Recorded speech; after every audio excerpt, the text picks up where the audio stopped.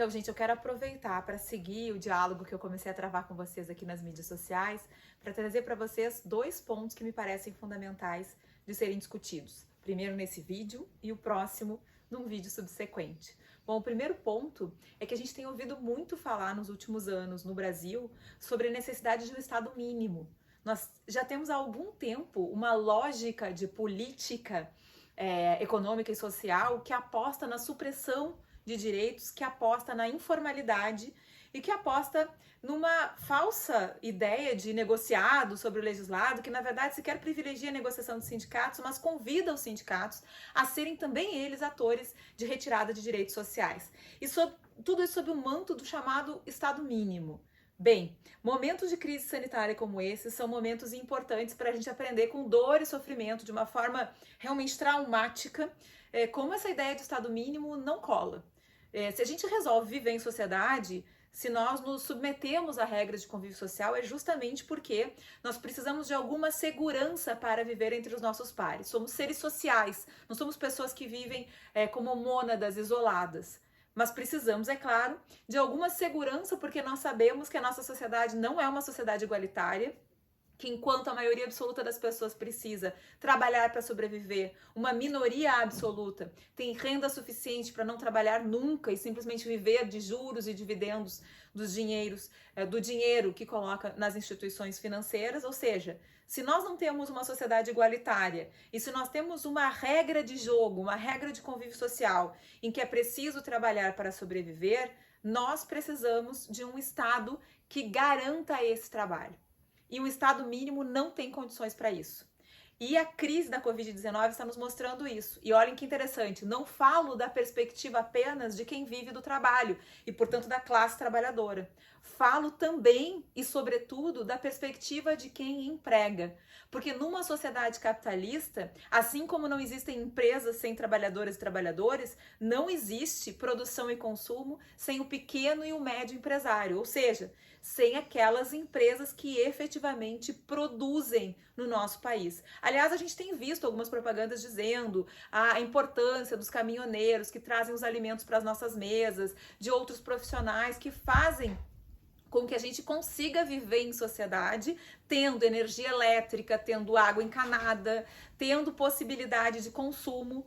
E tudo isso foi, de certo modo, abalado pela Covid-19, um vírus absolutamente desconhecido para o organismo humano até muito pouco tempo atrás e que, na realidade, nós nem sabemos ainda qual é a extensão dos efeitos que vai ter sobre a humanidade. O que nós sabemos é que as nossas escolhas políticas e sociais vão determinar o número de mortes e de adoentados em razão da Covid-19.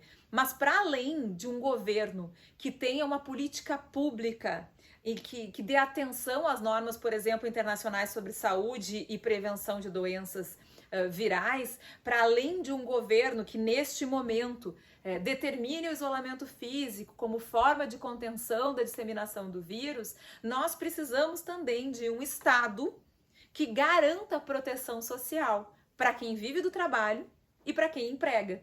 E aí, por isso eu quero chamar a atenção daqueles que, sendo empresários no Brasil e, portanto, comprando a ideia de que é muito bom ser autônomo ou ser o empresário de si mesmo, né? Aquela ideia você S.A. Pois bem, esse é o momento para a gente se dar conta de que essa ideia de que é cada um por si não rola em um estado capitalista de produção. Pelo contrário, esse é o momento em que quem efetivamente emprega e produz precisa de um Estado forte que faça distribuição de renda. E eu não estou falando de empréstimo bancário com juros menores para ser pago daqui a 36 meses, porque isso é promover o endividamento e, portanto, praticamente condenar nossos pequenos e médios empresários a sucumbirem, porque esse momento de crise não vai ser tão veloz como se pode imaginar, vai ser prolongado, as empresas não estão produzindo durante esse período e, portanto, não adianta contrair empréstimos para depois ter que pagar, porque elas não vão dar conta de recuperar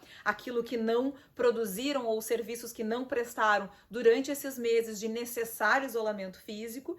Vejam, então, o meu ponto com vocês é, aqui nesse momento, essa crise gravíssima tem essa lição a nos dar. O nosso inimigo não é o vírus, afinal de contas, o vírus é produto, inclusive, de escolhas sociais feitas pelos países que adotam um sistema de convívio social que é um sistema absolutamente autodestrutivo. E também talvez não seja nem o caso de apontar inimigos, mas sim responsáveis. E entre os responsáveis estão os estados, que agora mais do que nunca não podem ser mínimos e que precisam regular a economia e a vida social de modo a promover mais distribuição de renda. E naquilo que é o objeto do que eu estou falando para vocês, dos pequenos e médios empresários, por exemplo, isso significa medidas que podem ser facilmente tomadas pelo governo, como taxação de grandes fortunas, medidas que permitam a arrecadação de dinheiro que tem que ser repassado a quem realmente emprega no Brasil. Não através de empréstimo, mas através realmente de repasse. Esse dinheiro não tem que ser devolvido, esse dinheiro tem que ser distribuído para a manutenção dos vínculos de emprego das pessoas que estão trabalhando e para a manutenção das empresas que vão fazer a diferença se ainda estiverem existentes e com capacidade de produção, quando nós finalmente, e se nós finalmente conseguirmos sair desse momento trágico que nós estamos vivendo hoje. Esse é o primeiro aspecto. O segundo aspecto tem a ver com movimentos coletivos, mas eu falo sobre ele com vocês no próximo vídeo.